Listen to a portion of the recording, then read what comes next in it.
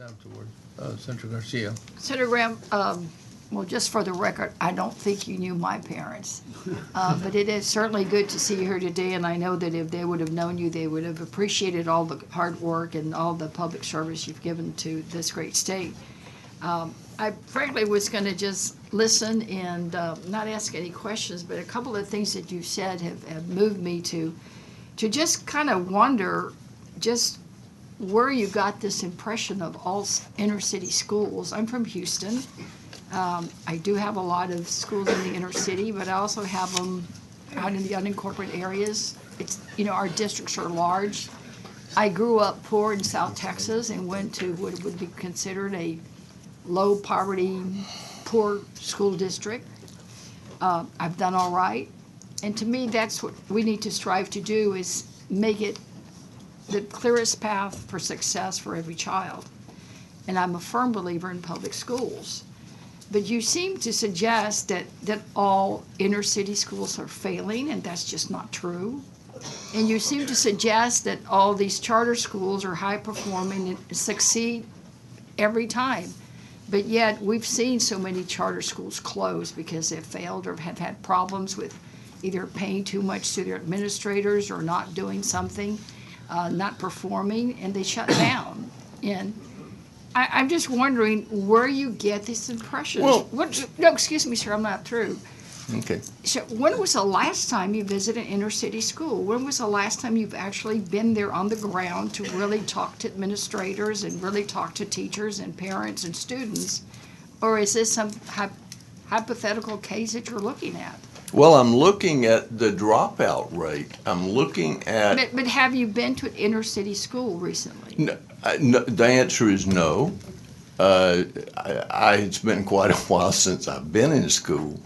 But I study the data, and when you have over a 40% dropout rate, and when you have schools that year after year after year cannot meet minimum standards, something is wrong, and it calls for change. And I think that's what I'm saying. And I think more money to those schools won't solve the problem. More money to some schools, public schools, will solve a lot of problems, but not to those schools. Well, I'm also perplexed. I was city controller, elected city controller at Houston for many years, and there's nothing more important to me than to protect the taxpayer's pocketbook. There's nothing more important to me than to make sure that when you do, you spend that money, that it's effectively and efficiently, and that you're a good steward of public dollars. And I don't want to get involved with the quibble you have with Senator Rodriguez over whether it's taxpayer dollar or public dollars, because frankly, it's one and the same. And to me, the biggest concern I have is that you want me as a good steward of public dollars to give these dollars to a non-public school with no accountability. Well, you're not giving the dollars. Well, what I want is I want the parents to have the right to take about half the money. And I'll just make up an example. And if they want to send their children to parochial schools, to do it. That's the right I want them to have. Nobody makes them do it. They do it. They make the decisions themselves. And I accept the thesis that parents love their children more than anybody else does, and parents make mistakes. They're not experts, but I trust their judgment. And I don't need the government to be looking at what parochial schools are doing. They have a pretty high standard set in an important place. So, and competition and parental choice work, in my opinion. I don't see accountability in public schools.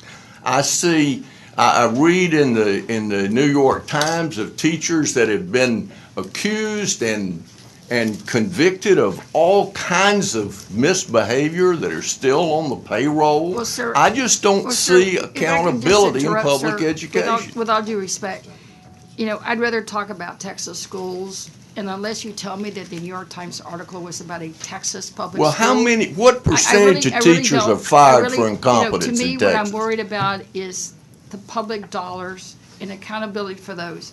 I mean, if you've read anything in the papers recently in terms of the dollars and the sort of misuse of dollars in many contracts just throughout some of our Texas agencies, it just baffles me to see that someone would suggest that now we're going to create a new bureaucracy to take care of these tax credits, to take care of the system that Senator Campbell proposes in her bill, to then dole out dollars, with no real means test, and just basically, it's a giveaway.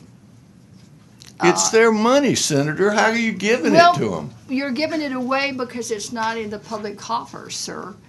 And to do that without a real means test, to really, basically, you're basically saying, let's just put it anywhere, at any school, for any child, regardless of whether or not it's a poor school, a rural school, a high-performing school, a low-performing school.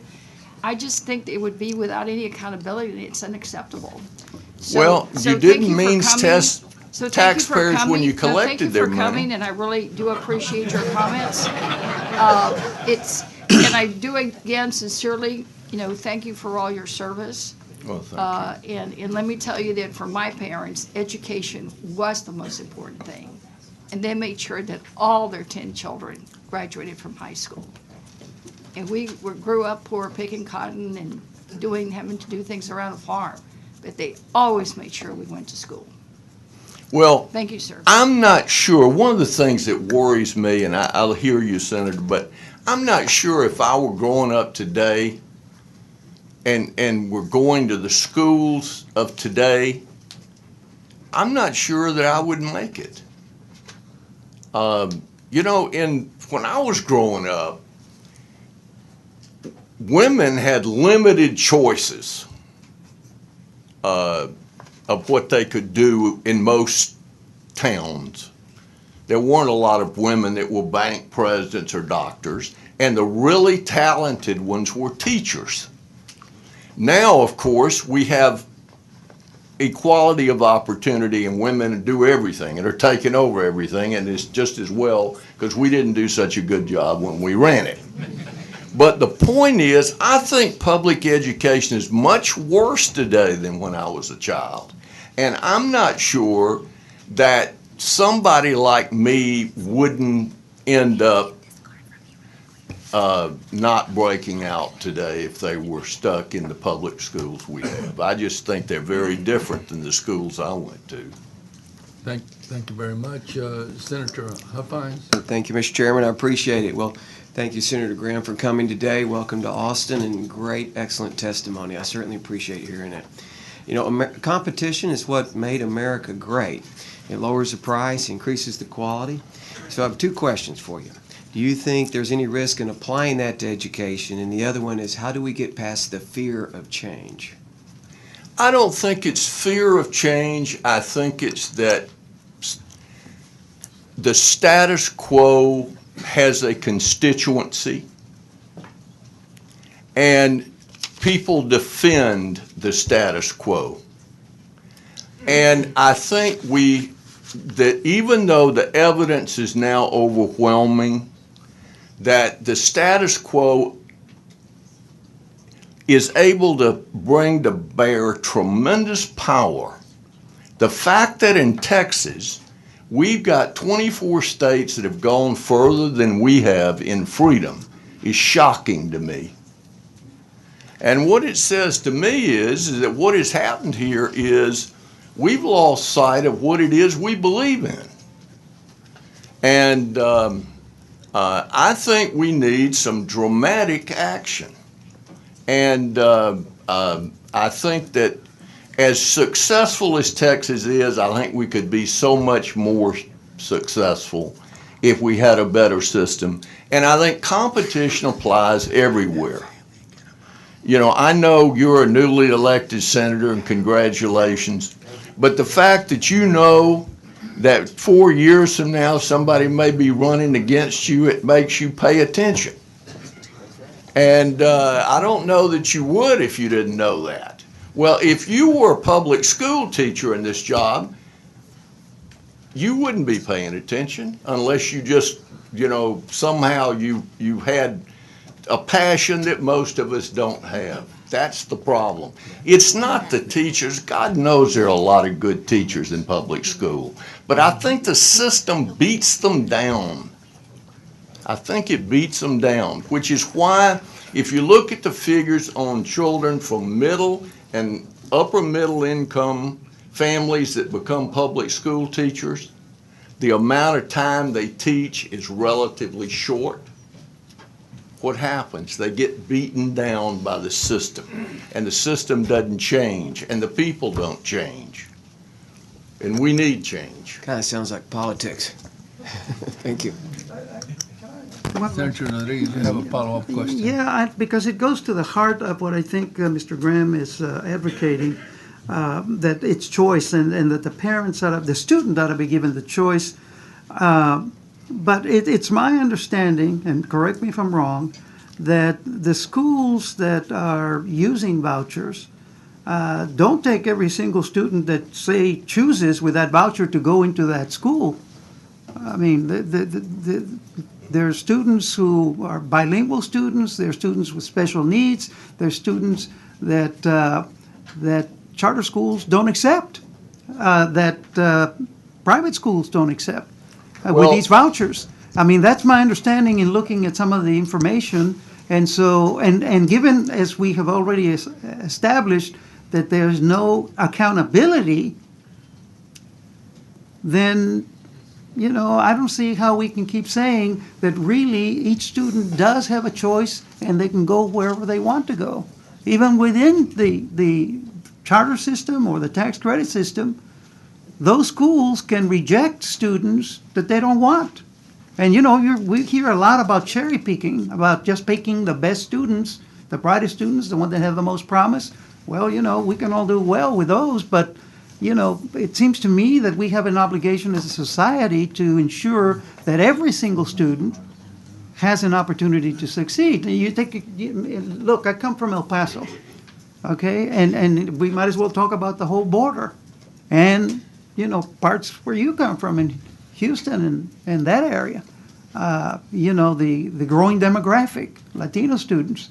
You're right, there's a high dropout rate. The question we should ask ourselves is why?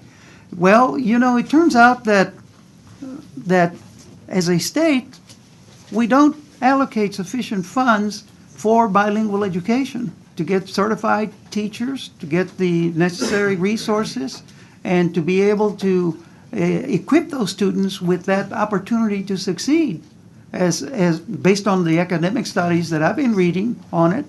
And so it seems to me that unless we get serious about investing in public education as much as we are talking about investing here in vouchers to allow a choice, we ought to work on an educational system that you passionately are describing here, that would provide an opportunity for every single child out there, regardless of what their station in life is, regardless of their language impediment or physical impediment. Don't you think? Well, first of all, in terms of charter schools in almost every state in the union and almost every city in every state, there is a lottery. And if you get the lottery, you get to go to the charter school. And if you've ever seen the scene at these lotteries, they generally are in gymnasiums. I've seen those. And children are there, and the ones that win jump up, and it's the greatest day of their lives. And the ones that lose weep. I saw Superman. Well, I don't think people ought to be weeping in America when they don't have to weep. Yeah. We can have charter schools for people that want to do it. In terms of private schools, I couldn't go to Harvard or MIT. But does that, because I wasn't smart enough. But does that diminish my life? No. No, not at all. All I'm saying, I want people to have a choice. And there are people, I'm sure there are many people in these schools that will want to stay there. And I think it's a nice idea to take part of the money that's saved when somebody leaves and give it back to the school. I think we could improve both systems, but I think you've got to give people a choice. And I don't see, and look, money is important, but we've done enough now to know that this is not just money. It may be part money, but it's not just money. The system is broken, in my opinion. Well, I agree. It's not just money. Thank you, sir. Thank you. Senator, Chairman Taylor, excuse me. Senator Graham, thank you for being here. Oh, thank you. I really appreciate your testimony, particularly your own family story. When you talk about your brother being the first one to go to college and graduate. He first and graduated from high school. What a difference that made And to I've your always family. given the Catholic schools credit for that. But I just think it's Amen. important. I that don't know people- whether it's fair or not, but I've always given them credit. I've always had a place in my heart for them. I'd give your mom credit for having the wisdom to do that. She obviously made sacrifice to make sure that happened. But look what it did for the rest of your family. You later became a college professor and later a U.S. senator. And how many of these schools, you understand we have a lot of good schools in Texas. And we have some really good schools. And frankly, you said it, Senator Rodriguez, in the barrios. The people that are in those good schools in the barrios don't care about this option. They don't care about some of the other options we're talking about. What we're talking about is the kids that are in those schools in the barrios that are not doing well. And how many of those kids are future Senator Phil Grahams that are not going to have that opportunity because they're not going to graduate? You talk about a 40% dropout rate because they don't have that opportunity. And so I just think that's so important for your family. And you look at that, for example, in the barrio, you have the good school and then you have the not so good school in the same demographic. What do you think the difference is between those two schools? Say that one more time, Senator. In the barrio that Senator Rodriguez brought up, we have good schools and we have schools that are not so good. My is guess the difference is between those you've two? got a supercharged principal that's excited and gotten other people excited. It's The leadership. problem is they're not enough of them.